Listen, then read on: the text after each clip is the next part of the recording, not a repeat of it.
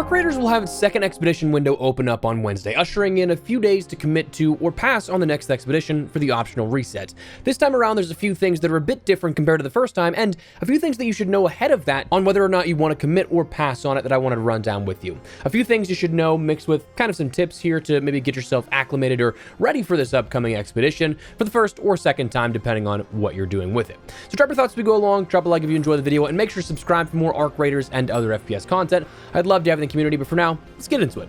So first and foremost, understanding expeditions. If you haven't taken part in the first one, just a quick little refresher here at this. There are optional resets for Arc Raiders that run on a set schedule. Every 60 days, that window will open up, allowing you to gather resources and commit to or not commit to a reset. You do not have to take part in them. It's entirely optional, but if you decide halfway through an expedition that you're like, okay, I kind of want to do this reset here, I've done all I want to, unfortunately, you won't be able to reset until that next window opens up. And on top of that, missing an expedition window also means losing some of the buffs in the next cycle, some of those being cumulative, some of those needing to be successive and chained together for multiple expeditions, but we'll get to that in a second. As for Expedition 1 or 2, the point A to point B type of situation here on how you end up getting to your reset may change ever so slightly. First timers can once again take part in this. Of course, you have to hit within that window of the expedition opening up. That's universal. The requirements, though, are not. Those vary slightly depending on the expedition you're personally on. So for example, my second expedition checklist may be slightly different than yours if you're on your first expedition. Some subtle differences here at this include Expedition 1 including things like rubber parts, cooling fans, sensors, humidifiers, and magnetic accelerators across the collection style of what you have to do for the expedition and the project there, while Expedition 2 will instead of those items have plastic parts, cooling coils, shredder gyros, frequency modulation boxes, and ion sputters in place of that. So slightly altering some of the things you have to collect in the phases upwards of the load stage, where you still have to contribute the same amount of value of each individual category of items. So foundationally, not crazy different, but enough to make it something that you're not doing the exact same thing over. However, larger differences between Expedition 1 and Expedition 2 come in the way of the rewards that you'll end up getting here for this. With the expeditions, you end up getting buffs that will give you sort of account bonuses across the entire next air quote season, I guess you can call it that, but in that sort of next expedition reset. So if it's your first time going through the expedition, you'll end up getting a 5% XP boost across everything. That being 5% more XP for everything you loot, all the arc you end up damaging, players you damage or knock out. However, if it's your second time doing this expedition, you'll then go to, in the next week or so, a 10% XP boost. You'll get a scrappy material boost for 6% to the first timers and 12% to the second timers. Your repair value bonuses will be 60% for first timers, 70% to second timers. And then overall, you get bonuses in terms of things like your stash. That's going to expand in how much you can have on person. That you get the point by now. Your first time doing the expedition will grant you 12 additional stash slots, but if it's your second time, you'll get 24. These continue to compound with each individual expedition you take part in. Now, here's where we're going to have to reiterate, because this is actually different and something you do have to consider now going into Expedition 2 here. So make sure you're consciously aware of this, but as stated by Embark, buffs, so your XP boost, scrappy materials, and repair value, those are consecutive expedition dependent, meaning that those who continue to depart will have those bonuses, but they will be reset for those who decide to not depart again. So pending no change, if you didn't take part on Expedition 1 but do this time, you'll get those first tier buffs. If you take part in Expedition 1 but do not take part in Expedition 2, you do not keep those buffs. So big stipulation there. However, those are the only things that will be dependent on those consecutive chain-based expeditions. The skill points you earn, the stash bonuses, those are all kept because they're only dependent on however many expeditions you actually do take part in. They don't require that consecutive completion of another expedition. Each expedition you take part in, you just gain those specific amount for each.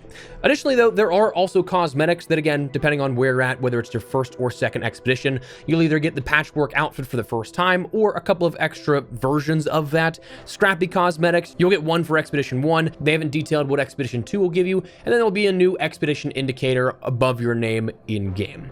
But the big things, of course, with the expeditions that a lot of people, at least right now, focus on, yeah, those things like the bonuses and everything are cool, but skill points are those main things you can end up getting. This time around, they're a little bit different here in regards to what we see for how it's handled in Expedition 2. Expedition 1, it was 1 million in combined stash and coin value for each individual skill point, upwards of 5 million in total value for 5 skill points. That's been slightly changed here. That was something that lasts about 10 to 14 days before the expedition window opened up. We learned about that, and it made it this mad dash for only talking about and caring about getting currency.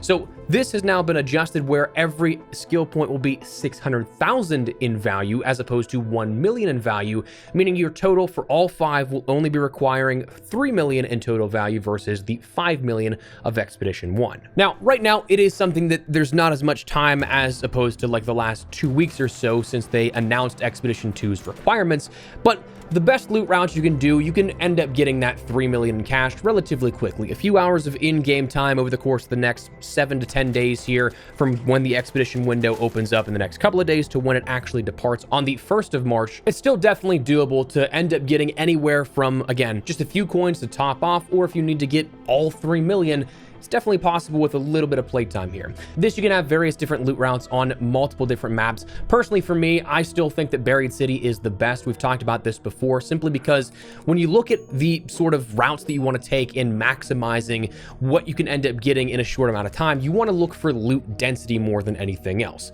Loot density, there are, of course, high loot zones on every map, but some locations, depending on the map, those high loot zones don't really have a whole ton of containers all crammed into one smaller location. For example, my favorite, again, on Buried City, comes down to a couple of different routes here. Grandioso Apartments is a phenomenal location if you can end up getting in there uncontested, just because you will end up getting so many different spawns for trinkets, those selling for decent amounts, and you can end up stashing quite a few of those in your inventory depending on what augment you take in. There's a large amount of potential loot spawns from various different drawers, cabinets, and things like that across the varying levels of the apartments. Then across the way, there is the sort of U-shaped apartment complexes, and then across the street for that, underneath the highway, there's a building with a breachable room there that has a solid amount of loot. And then my personal favorite comes down to space travel and research buildings, and if you have the opportunity, extending then into hospital.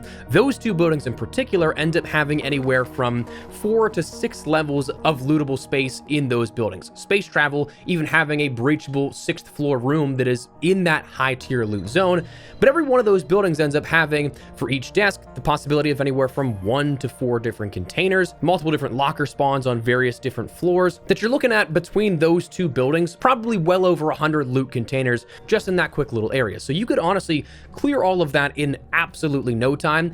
Whereas other maps that you'd end up seeing, you'll have high tier loot zones, but a lot of that loot may be spread out here and there, not offering as much density as opposed to maybe total loot per se. So while it's not a one size fits all type of situation, it's one of those places that if you can look at where you can loot and visualize where the most amount of containers in a small area will be, that's oftentimes your best bet on where you want to go. And again, looking for things like trinkets, looking for things like pink items, Stella Montes Assembly perhaps, where you can end up getting a bunch of ion sputters, magnetrons, stuff like that either break down or sell for higher amounts of coins. That type of stuff is really all dependent on how you want to go about acquiring those coins, but it's definitely possible. Also, make sure you're using your keys where applicable. Like if you're like me, you're probably somebody that has a ton of leftover keys just chilling there.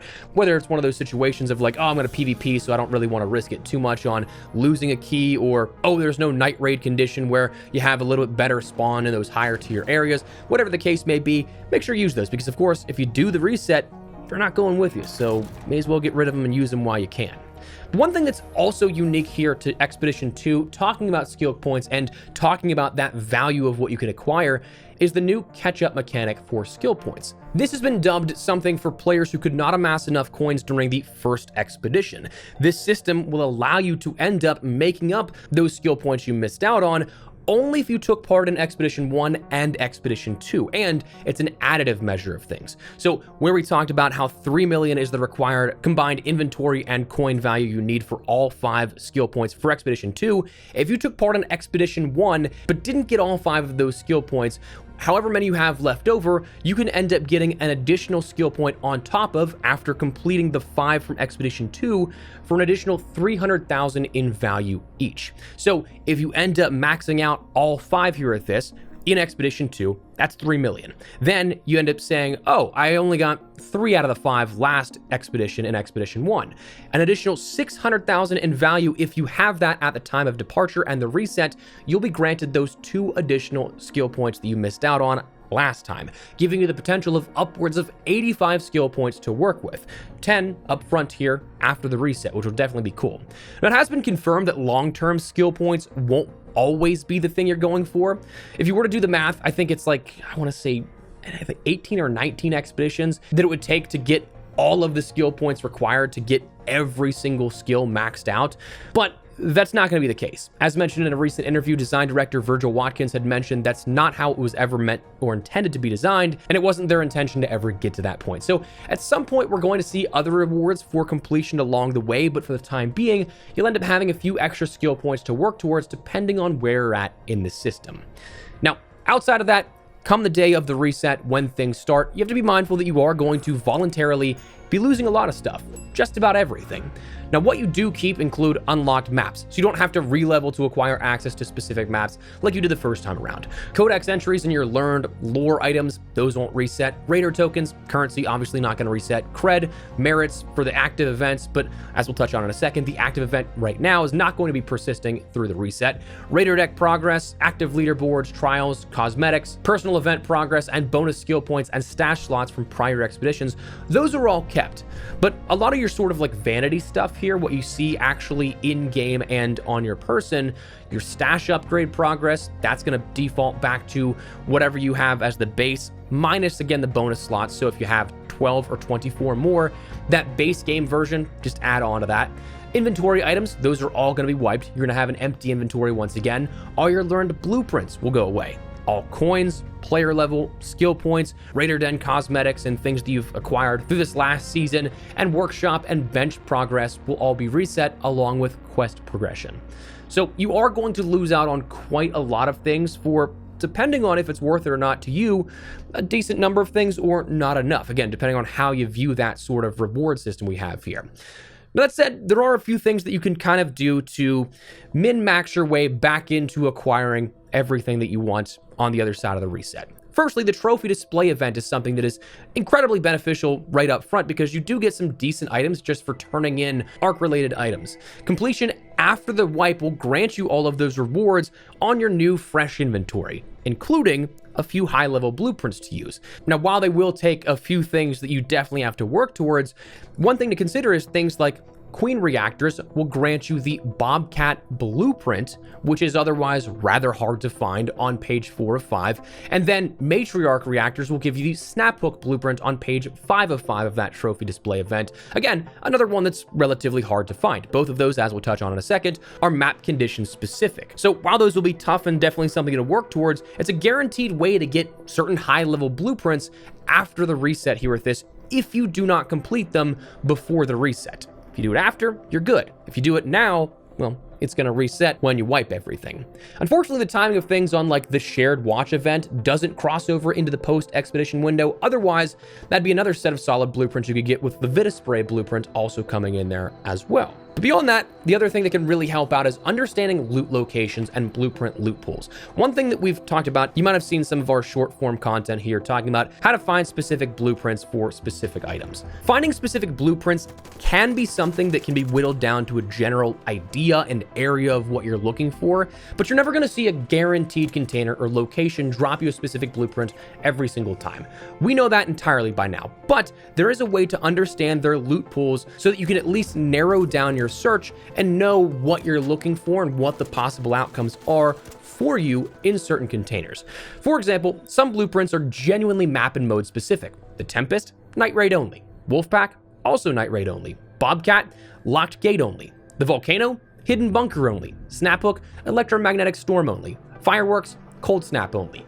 Then there are other things that are more loot container specific. So like augments, you're looting Mark III Survivor and others like that, those can be found in medical or augment style containers. Medical being the type like the blue drawers and the white square, almost plastic looking containers, and augment style containers being things like the metallic graded 1x1 containers you'll see in Stella and Bluegate, the black containers, and things like the vertical 2-panel shelving units. Weapons like the Venator, Anvil, Il Toro, and the likes are mostly found in the Raider containers, those including things like Raider caches buried around the maps, weapon crates, ammo, and med containers. Things like defibs, Vita shots, Vita sprays, those blueprints, those are exclusive to medical style containers. Again, those blue drawers, the white square, almost plastic looking ones, sometimes in those med bags as well, while others like the Deadline and Aphelion, those are map specific to Stella Montis. So you can definitely narrow your search down at least, even though you can't guarantee finding one in a specific container. I think we'll break this down and go into a lot more detail in a video closer to the reset itself. I forget what day I have it scheduled, currently planning out some content for while I'm away upcoming, but this is something that's definitely useful to note and one thing that can be very beneficial to you if you consider that type of stuff. But anyways, that's the expedition here that we have upcoming. Some differences between Expedition 1 and 2, and some things that I definitely think you should know going into this one as opposed to your first expedition back in December. So let me know your thoughts down below. What do you guys think of this? You going to take part in the expedition? Is this your first or second expedition? Is there anything you would like to see maybe carry over into the next reset for the season? Let me know your thoughts. But if you guys enjoyed the video, if you found it at all insightful, do me a favor, drop a like on it. Of course, if you are new to the channel, make sure you subscribe so you don't miss a single thing regarding all things Arc Raiders and even more FPS content. I'd love to have in the community. For now, though, thanks so much for watching. My name is Espresso. I'll see you later. Take care, and peace.